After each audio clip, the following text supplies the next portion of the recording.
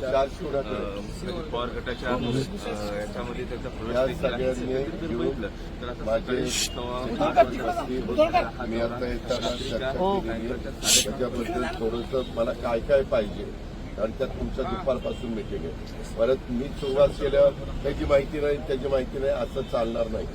आता ते तुम्हाला सांगतील 8:30 वाजले, तुम्हाला 4 तास मिळत आहेत. तर 4 तासात सगळी माहिती मला अप टू डेट मी मुद्दे दिलेत. विमानतळाचा दिलाय, रेल्वेची लाईनचं ते कुठं काय घडलंय तो दिलेला आहे. असे बरेच आम्ही मुद्दे काढलेले.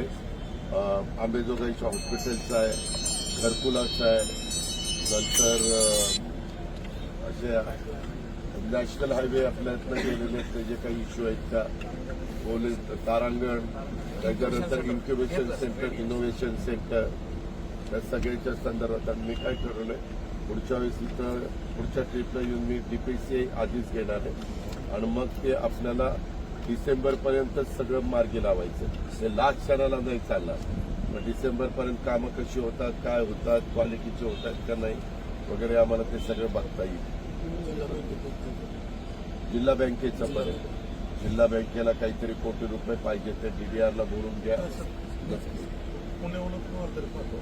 तसं नाही, ते जे काय आहे ते तुम्ही घ्या माहिती.